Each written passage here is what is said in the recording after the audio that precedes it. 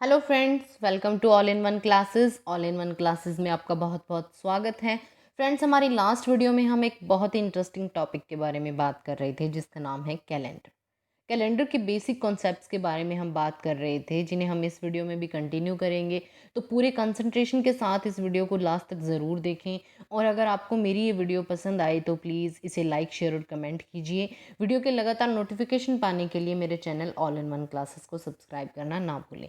तो फ्रेंड्स, अब हम बात करते हैं हमारे टॉपिक की स्टडी की। हमारा टॉपिक है कैलेंडर। कैलेंडर में सामान्य वर्ष और लीप वर्ष में डिफरेंस क्या होता है, उसको हम यहाँ पे देखेंगे। सामान्य वर्ष क्या होता है? सामान्य वर्ष 365 दिन का होता है और लीप वर्ष 366 दिन का होता है। सामान्य वर्ष में क्या होता है? 52 वीक्स होते हैं, 52 सप्ताह प्लस एक विषम दिन। ठीक है। और लीप वर्ष में क्या होता है? 52 सप्ताह प्लस 2 विषम दिन। विषम दिन क्या होता है ये मैं भी आपको बताऊंगी। पहले हम इनमें डिफरेंस देख लेते हैं। विषम दिन की डेफिनेशन मैं आपको बहुत अच्छे से डिस्क्राइब करके अभी बताऊंगी। ठीक है। 52 सप्ताह और एक दिन होता है, एक विषम दिन होता है सामान्य वर्ष में, और 52 सप्ताह और 2 विषम दिन होते हैं लीप वर्ष में, क्योंकि लीप वर्ष में एक दिन एक्स्ट्रा होता है।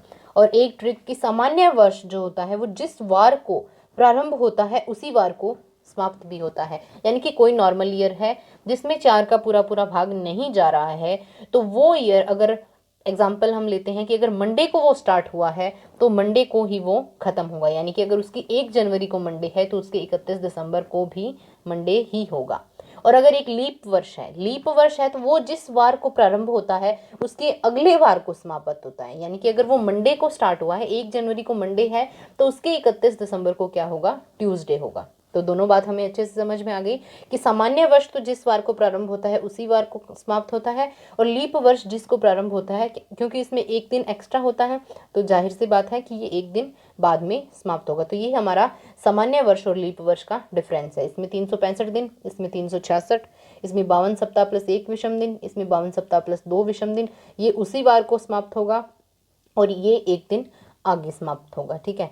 तो अतिरिक्त या विषम दिन क्या होता है इसके बारे में मैंने आपको अभी बोला था कि मैं आपको बताऊंगी। विषम दिनों को ही हम अतिरिक्त दिन बोलते हैं और इन्हें ही हम ओड डेज बोलते हैं। ठीक है। अगर ये कोई भी नाम जब क्वेश्चन हमें गिवन होगा या कैसे भी हम निकालेंगे तो यहाँ पे अतिरिक्त, विषम या ओड में से कुछ भी गिवन हो सकता है। ठीक है। तो इसकी हम डेफिनेशन देख लेते हैं कि दिए हुए समय में ऐसे दिनों की संख्या जो पूर्ण सप्ताहों की संख्या से अधिक हो तो उन्हें हम क्या बोलेंगे? विषम दिन बोलेंगे। डेफिनेशन से अच्छे से अगर नहीं क्लियर हुआ है तो हम इसका एग्जांपल देख लेते हैं। डेफिनेशन हमारी इसकी सिंपल है कि कोई भी दिया हुआ समय है उसमें जो दिन, ऐसे दिन जो कि पूरा जो वीक है वो हम उसमें से निकाल देंगे और जो एक्स्ट्रा बचते हैं उन्हें हम विषम दिन या ओड डेज बोलेंगे। एग्जाम्पल हमारे पास है कि जो 31 दिन वाला महीना है उसमें 4 वीक्स हो जाएंगे। ठीक है। 31 दिन वाले महीने में 7 को जब हम मल्टीप्लाई करेंगे तो ये हमारा 28 पे कितना हो जाएगा? 4 वीक्स हो जाएंगे। और एक्स्ट्रा कितने बचेंगे? 29, 30 और 31 वाला 3 विषम दिन बच जाएंगे इसमें, जो 31 दिन वाला महीना है। ठीक है। और अगर वर्ष की बात करते हैं तो सामान्य वर्ष में 365 दिन होते हैं, तो उसमें 52 सप्ताह निकालेंगे, 52 वीक हम निकालेंगे, तो उसमें जो एक्स्ट्रा बचता है उसको हम विषम दिन बोलेंगे। तो एक सामान्य वर्ष में कितना होता है? एक विषम दिन होता है। और अगर महीनों की बात करें तो जो 31 दिन वाला महीना है उसमें 3 विषम दिन होंगे, 30 दिन वाला महीना है उसमें 2 होंगे, और जो 29 दिन वाला यानी कि फरवरी है लीप ईयर का, उसमें हमारा एक विषम दिन होगा। ठीक है। तो अब हम देखते हैं कि विषम दिन जो है इनको हम कैसे काउंट करेंगे। मंथ्स में कैसे काउंट करेंगे, ईयर्स में कैसे काउंट करेंगे, लीप ईयर्स में या बहुत ज़्यादा सेंचुरी में दिया हुआ है तो हम इनकी कैलकुलेशन कैसे करेंगे विषम दिनों की। इसके बहुत सारे क्वेश्चन हमारे पास आते हैं। तो इसमें पहला कंसेप्ट हमारे पास है कि अगर एक सामान्य वर्ष है उसमें हम विषम दिन फाइंड करेंगे तो कैसे होगा? सामान्य वर्ष होगा 365 दिन का, उसको जब हम 7 से डिवाइड करेंगे तो ये हमारा 52 सप्ताह पूरे पूरे हो जाएंगे और शेषफल जो बचेगा वो हमारा विषम दिन होगा। यानी कि एक दिन बचेगा। तो उस एक सामान्य वर्ष में एक विषम दिन होता है। और जब हम लीप वर्ष की बात करेंगे तो क्या होगा? इसमें एक लीप वर्ष में 366 दिन होते हैं। इसको जब 366 को जब हम 7 से डिवाइड करेंगे तो हमारे पास 52 वीक्स निकल जाएंगे, और उसके बाद उसको जब हम डिवाइड करेंगे तो ये 2 हमारा शेषफल बच जाएगा। यानी कि 2 दिन एक्स्ट्रा है, इसको हम विषम दिन ओड डेज बोलेंगे। लीप वर्ष में 2 विषम दिन होते हैं। ठीक है। सामान्य में 1 और लीप वर्ष में 2। इसी तरह अगर हमारे पास कोई और की बात करते हैं, अगर 100 वर्ष की बात करते हैं, इस तरह से हम कुछ भी निकाल सकते हैं। 100 की निकाल सकते हैं, 500 की निकाल सकते हैं, 1000 की, कुछ भी। यहाँ पे हमने अलग अलग एग्जाम्पल दिए। 100 वर्ष का कैसे करेंगे? 100 वर्ष में क्या हो जाएंगे? 100 वर्ष में 76 तो नॉर्मल ईयर्स होंगे, 24 इसमें लीप ईयर होंगे। वो हम कैलकुलेशन कर लेंगे कि हर 4 साल बाद एक लीप ईयर आएगा, ठीक है। तो 76 हमारे नॉर्मल ईयर होंगे और 24 हमारे लीप ईयर होंगे। तो इसमें विषम दिनों की संख्या कैसे करेंगे, यहाँ पे हम लिख लेंगे 76 में कितने होंगे विषम दिन, एक एक दिन होंगे। तो 76 वाले यहाँ पे 76 ही हो जाएंगे क्योंकि एक एक ही होंगे। और 24 वाले हम इसको 2 से मल्टीप्लाई करेंगे क्योंकि लीप वर्ष है 24 और लीप वर्ष में 2 विषम दिन होते हैं। तो ये हमारे 24 इंटू 2 हो जाएगा। जब हम इसको 76 और इसके मल्टीप्लाई को प्लस करेंगे तो ये हमारे पास 124 आ जाएगा। अब हम क्या करेंगे, अब हम पूरे की कैलकुलेशन, हमने यहाँ पे 100 वर्ष है तो उनका अलग अलग निकाला है, फिर जो लास्ट में बचेगा उसको हम 7 से डिवाइड करेंगे। 124 है, इसको जब हम 7 से डिवाइड करके वीक्स बनाएंगे तो हमारे पास 17 यानी कि 17 वीक्स तो कंप्लीट हमारे पास बन जाएंगे पूरे पूरे। और एक्स्ट्रा क्या बचेंगे, एक्स्ट्रा हमारे पास 5 दिन बच जाएंगे, यानी कि हमारे ओड डेज यानी कि विषम दिन जो है उसकी संख्या हमारी 5 है। अब हम देखते हैं कि 100 वर्ष के विषम दिन कितने होंगे, 200 वर्ष के विषम दिन कितने होंगे। 100 वर्ष वाले हम निकाल चुके हैं 5, ठीक है। तो 200 वाले कितने होंगे, 2 × 5 यानी कि 10। लेकिन यहाँ पे ये ध्यान देने वाली बात है कि 10 इसके विषम डेज नहीं है, इसमें ये विषम दिन थे इसके 5, क्योंकि यहाँ पे पूरे पूरे सप्ताह बचने के बाद कितने थे, 5 बचे थे। अगर यही 7 होते तो यहाँ पे 0 आ जाता, ठीक है। अब हम बात करते हैं इसमें क्या बच गया हमारे विषम दिन, इसको 2 से मल्टीप्लाई करेंगे तो इसमें विषम दिन 10 हो जाएंगे। लेकिन इस 10 में से हम क्या कर सकते हैं, एक वीक हम बना सकते हैं।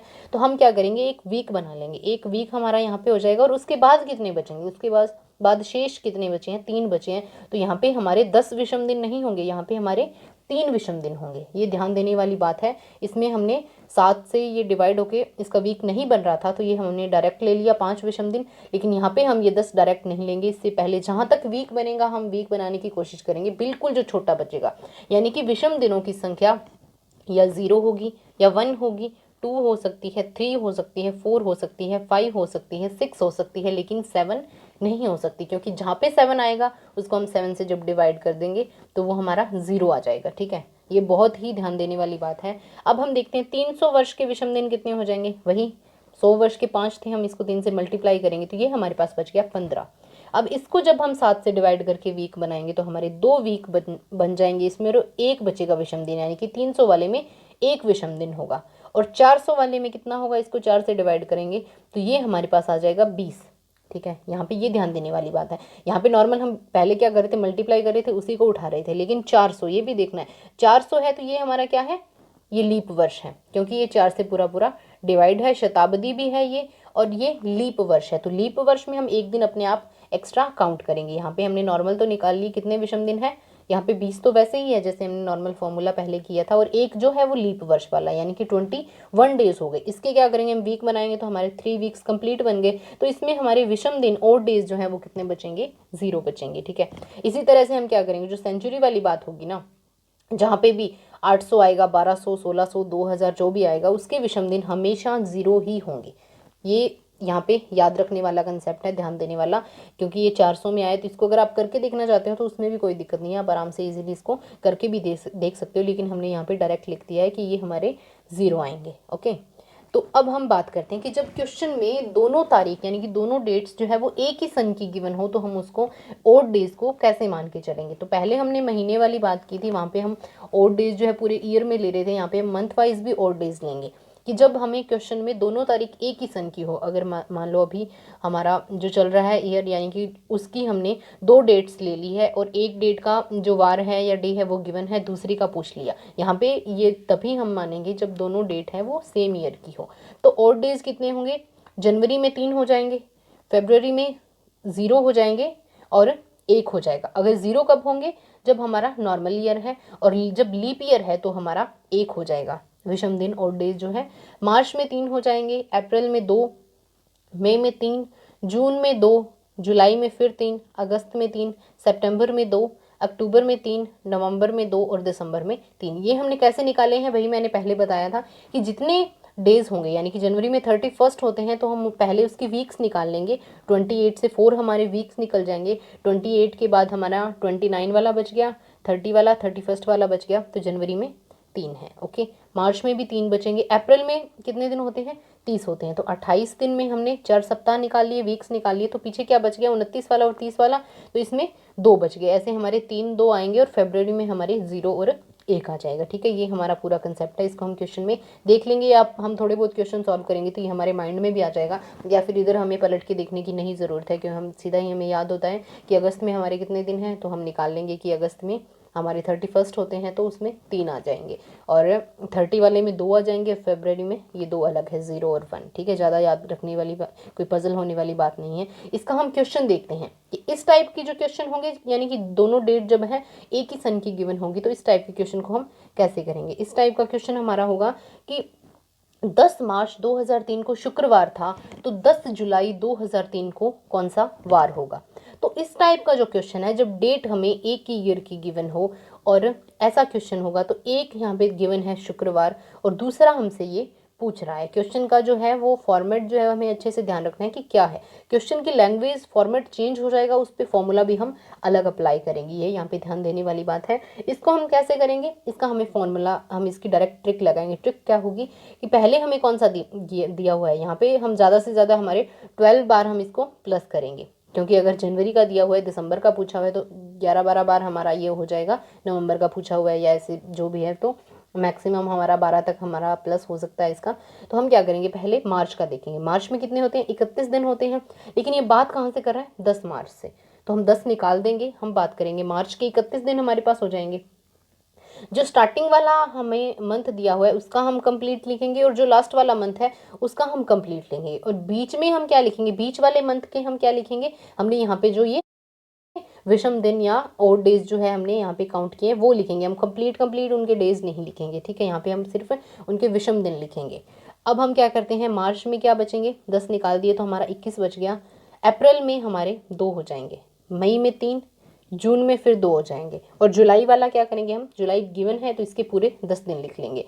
इन सब का टोटल करके हम उसको 7 से डिवाइड कर देंगे, तो ये हमारा 38/7 आ गया। 38/7 किया तो हमारा 5 पूरा पूरा भाग जाता है 5 पे, और शेष फल जो पीछे कितना बचता है, 3 बच जाता है। तो अब हम 3 से कैलकुलेट करेंगे। 3 से कैसे कैलकुलेट करेंगे कि जो शुक्रवार हमें गिवन है इसमें हम 3 प्लस कर देंगे। शुक्रवार में 1 प्लस किया, शनिवार 2 किया तो संडे, 3 किया तो सोमवार, यानी कि हमारा करेक्ट आंसर जो है वो सोमवार है। यही फॉर्मेट रखेंगे हम। जब हमें सेम ईयर गिवन हो, कोई 2 डेट हो, तो एक डेट का अगर हमें डे गिवन है तो दूसरा हम कैसे निकालेंगे, हम क्या करेंगे, दोनों के जो डेज है अलग अलग वो लिख लेंगे। जो हमें पहले वाला मंथ है दूसरे वाला है, दोनों का साइड में लिख देंगे, और उनके बीच में जितने भी आ रहे हैं उनके बीच वाले ओड डेज उनको हम प्लस करेंगे और 7 से डिवाइड कर देंगे। 7 से डिवाइड करने के बाद जो हमारा शेष फल बचेगा, यानी कि ये 5 तो हमारे वीक बन गए, इनको हम साइड कर लेते हैं, और जो शेष बचते हैं, हमने पहले भी यही फॉर्मेट बताया था, जो शेष फल बच गया 3, वो हमारा आंसर होगा। वो आंसर कैसे होगा, हम क्या करेंगे, शुक्रवार में उसको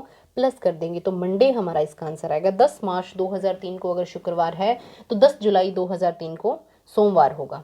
इसका हम एक क्वेश्चन और लेते हैं कि 5 जुलाई 1999 को कौन सा वार होगा, यदि 20 नवंबर 1999 को रविवार था। यहाँ पे ये ध्यान देने वाली बात है, पहले वाले में क्या था, पहले जो डेट है 10 मार्च पहले आता है, इसका गिवन था, और 10 जुलाई वाला बाद वाला पूछा था, तो हमने यहाँ पे प्लस किया है। अब इसने क्या किया है, 5 जुलाई 1999 को कौन सा वार था ये इसने बोला है, तो अब हम क्या करेंगे, ये नवंबर बाद वाला है, इसका हमें गिवन है, तो यहाँ पे माइनस करेंगे। सेम कंसेप्ट रखेंगे, हम जुलाई में से 5 माइनस करेंगे 26। फिर हम क्या करेंगे, इनकी जुलाई के बाद में अगस्त, सितंबर, अक्टूबर का डाल देंगे। नवंबर के 20 दिन, इनको हम क्या करेंगे, इनको हम प्लस कर देंगे, प्लस करके 7 से डिवाइड करेंगे, तो 7 हमारे वीक्स बन जाएंगे और 5 हमारा शेषफल हो जाएगा। और यहाँ पे बाद वाले का गिवन है तो क्या करेंगे, हम रविवार में से 5 माइनस कर देंगे, 5 पीछे के देखेंगे तो मंगलवार हमारा आंसर आ जाएगा।